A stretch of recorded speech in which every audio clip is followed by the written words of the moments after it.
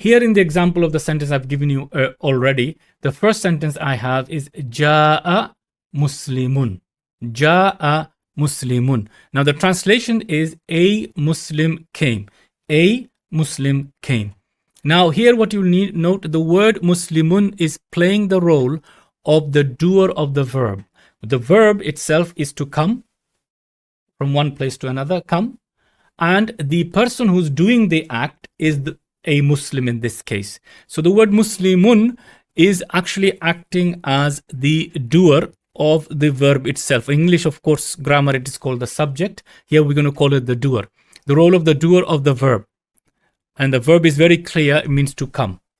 And you will note that the i'rab of the doer is always rafa. Please try to remember this, inshallah. One of the most important roles that you're going to learn of a ism, that when it's the role of the doer of the subject, it will always be rafa.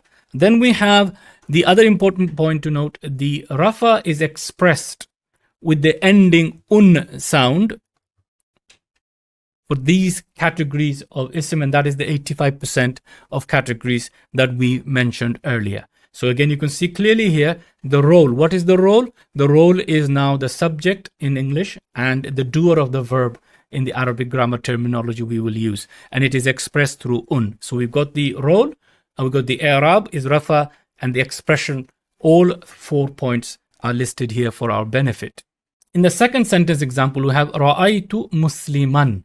Here I've got the translation, I saw a Muslim. Of course, from the sentence, hopefully you can easily identify that the doer of the verb now, I saw, is not Muslim. Here I am the doer. Okay, I am the doer. Musliman, on the other hand, is now the object of the verb. I saw, so I'm doing the seeing. What did I see? The object is a Muslim.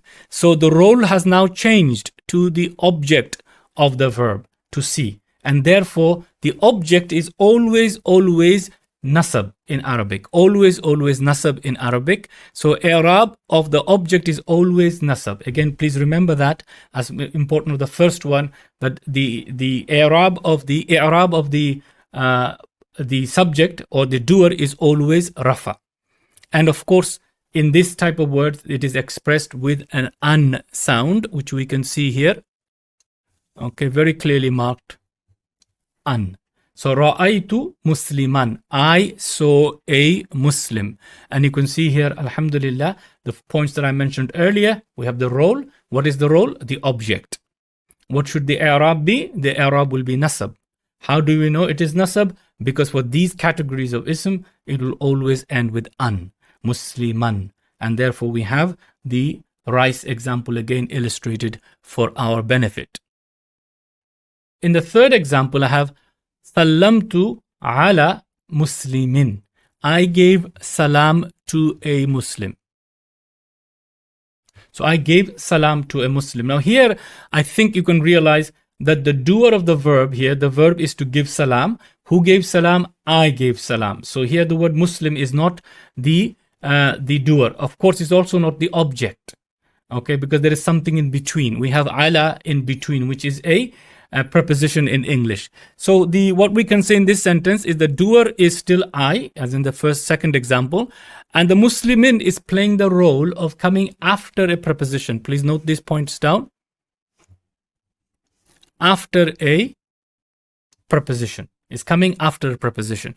Therefore, its i'rab will always be jar. So any ism that comes after a preposition like ala will always be jar, and this is covered in lesson number 8.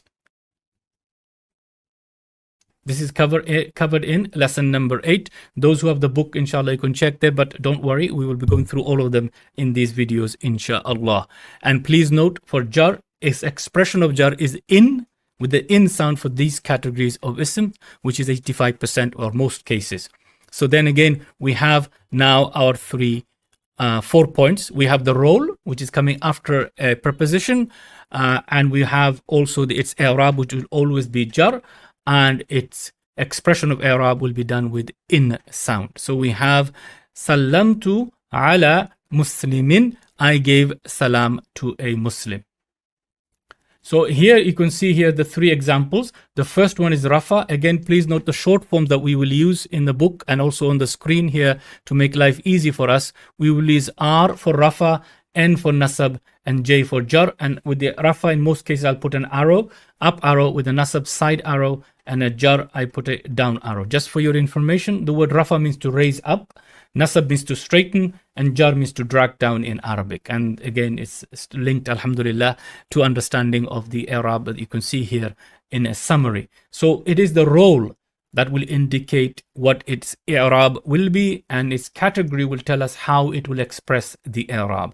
And that is the feature that I wanted to explain to you with these three illustrated examples, inshallah. I hope it is making sense. So far we noted there are three different changes.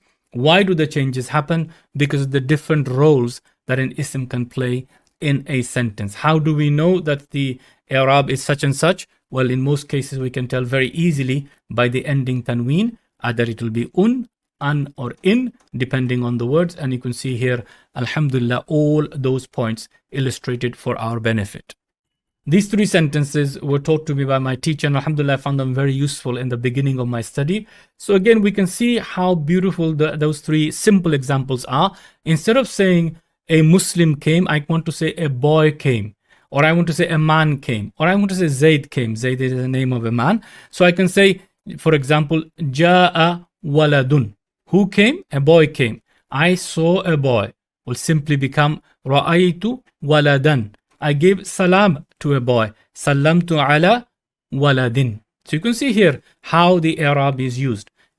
Just for our first lesson, inshallah, I hope you can see how easy it is. All you need is now the vocabulary, and you can make these three sentences 100% accurately in the Arabic language. I want to say a man came. Instead of saying Muslim or waladun, the word for man is rajul. So I will say Ja'a rajulun. I saw a man. Ra'aytu rajulan. Salamtu ala. I gave salam to a man. Rajulin. Again, you can see here the illustration of the three examples. Waladun, waladan, waladin, rajulun, rajulan, rajulin. I hope inshallah it's relatively easy. Now the word to spelling for Zaid is here. And I'm sure you can now do it on your own. I want to say Zaid came. Ja'a. Try to say it before I put it on the screen, inshallah. Ja'a Zaidun. Ra'aytu Zaidan. Sallamtu ala Zaidin. And that is how easy it is once you understand what I'rab is. So we have so far different roles. It's three only example here for illustration purposes, and I've got three examples plus the word Muslim we've already done. So you can see, alhamdulillah, this is the secret of I'rab. This is what I'rab is all about. Inshallah, we're going to look at few more examples before we conclude the lesson, but please note this screen, as you will find it very, very useful in your study. To better understand a role of an ism, or a role a noun plays in a sentence, we're going to now try to do a comparative study with English and Arabic, just to illustrate the subject for us folks. The common language is English, and we want to go from English to understanding of Quranic text. So let me tell you the story of Hamid the genius. Hamid, he likes to invent things. Whenever he gets bored, he likes to invent things. So he went to the scrapyard, he collected some parts of old cars, and he's built a car with the spare parts that he picked up from the junkyard. He's made a very beautiful car, nicely designed with all the features, repainted, decorated it, and he built a battery system so it will be electronic, and he designed it to go to the mosque. So it's the holy purpose, alhamdulillah, he built this car. His grandfather came along, looked at the car, and he said, look, your power that you give into the car is not enough to get you to the mosque. It will run out of fuel. Don't do it. Build a bigger engine. But he was not going to listen to his grandfather. So he built the car and he started going on a journey. So let's pick up the story from there. Hamid was driving to the mosque. So Hamid is the genius. He's got his new car, single person car, is driving it to the mosque. Hamid's car ran out of fuel, meaning the charge he had on it is run out. As he was going to the mosque, halfway through, just as his grandfather predicted, his car ran out of fuel. Fortunately for Hamid, Granddad was driving past. He saw Hamid. He gave Hamid a lift. So he didn't miss his salah. There's always a good ending to the story, inshallah. So Hamid was driving to the mosque. Hamid's car ran out of fuel. Granddad gave Hamid a lift. In all three of these sentences, Hamid, the noun Hamid, the proper noun Hamid, is doing a different role. I hope you can see that in the English text itself. So in the first one, Hamid is doing the driving. So he's the doer of the verb. In the second example, Hamid is not doing the driving anymore. It is the car that ran out of the fuel. So what is Hamid's role in the sentence? Hamid is the possessor of the car. He owns the car. Okay, we can say car of Hamid instead of Hamid's car. So he is the possessor of the car. So the role has changed now from doer to possessor. In the third one, Granddad is the doer. Granddad is doing the driving. Okay, gave him a lift. Hamid now is not really the driver or the recipient. He is now the object of the verb. The object of the verb. Who gave a lift to whom? Hamid. So Hamid received the act of receiving a lift.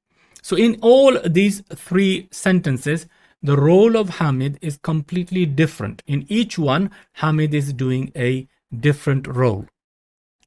So in order to express the same thing in Arabic, I would have to change the ending of Hamid in all three sentences. Just to illustrate with the word Hamid only, in the first example I have Hamidun. Why? Because he's doing the act. In the next example I have Hamidin. Why? He's possessing. So possessor role is always a jar. So he's now possessor of the car. He's not driving the car. He's not receiving the lift. He is the possessor. He owns the car. It's his. So the possessor is always jar. So it ends with Hamidin. And then Granddad gave Hamid a lift. Now here Granddad is the doer. He's doing the act of driving, giving a lift. And Hamid is the object. So it will be Hamidan. And that is the difference between Arabic and English. So Hamidun, Hamidin, Hamidan. In English, on the other hand, there is no change, because in English we use a different structure in order to express the same thing. In Arabic, we will not know who's doing what unless we know the I'rab. So this is the major difference between Arabic and English. However, in English, if I were to use pronouns instead of Hamid, I've already mentioned Hamid in the story, so I don't need to repeat Hamid, Hamid, Hamid all the time. Here, if I wanted to say, instead of Hamid, I want to say the pronoun, I would use the word he. He was driving to the mosque. In the second one, I would say he again. I'll have to use him or his. So which one do I use? I don't say him car. I say his car ran out of fuel. In the third example, Granddad gave he a lift would be wrong. If I said Granddad gave his a lift would be wrong. What we need to use here is Granddad gave him a lift. So you can see here in English with the pronoun, even though all the three pronouns are referring back to Hamid, because we've already mentioned him, we are using three different pronouns to express or to indicate the same person, Hamid. So with nouns in English, there is no change, but with pronouns, there is a situation where we do change them in order to reflect the role that they're playing in the sentence. So with pronouns in English, we note there is a need to change. So if you were my English teacher and I presented this to you, I said to you, his came to me. Then I said to you, I gave he. You're already panicking now. What is this man talking about? And then I say, him result. Now, other than pure shock at my English, you'd not be able to make sense of this. You probably have an idea what I'm talking about, but his came to me, I gave he, him result doesn't make sense in the English language. It shows that I have no understanding of how to use the pronouns correctly in the English language. Now, in English, we have many different types of pronouns. The three personal sets of pronouns you can see here, he, him, and his. So you can see for the masculine, I have three different pronouns, all referring to the same. I also have the same, for example, I, me, and my. But for her, I have she, her, and her. So there's not three different ones for female, but for male there is. Maybe in the Old English it was, I have no idea. But you can see here, that in English, 3 different sets of pronouns are used for he, him, or his. And these have different names in the English language: subject pronoun, object pronoun, possessive, many others as well, inshallah. But you can see here, we need to use different pronouns depending on the role that they're playing in the sentence or the grammatical structure. So this, to correct this, you'd probably say here, he came to me, I gave him, and then you say his result. So why am I using he in the first case? Why am I using him in the second case? Why am I using his in the third case? This is to do with the grammar or the context in which they are being used. As English speakers, this is natural to you. You never need to think about it. But imagine somebody learning English who does not know when to use these, and he learns that there are 3, or she learns there are 3 pronouns, he, him, his. They will get confused. So be patient with them, inshallah. So you can see here, he, him, and his need to be used correctly. If I use them the wrong way, I completely alter the meaning of the sentence, or I make a mess of the meaning. So you can see here the importance of using the correct one in the correct way. It is exactly the same in Arabic. If we used hamidun, hamidan, hamidin in the wrong place, it will do 2 things. Either it will make the sentence meaningless, or it will alter the meaning of the sentence. And it is the same thing when it comes to pronouns in the example that we can see. This is the only example that we can illustrate where the importance of using the correct ending as far as Arabic is concerned and the correct pronoun. English primarily uses word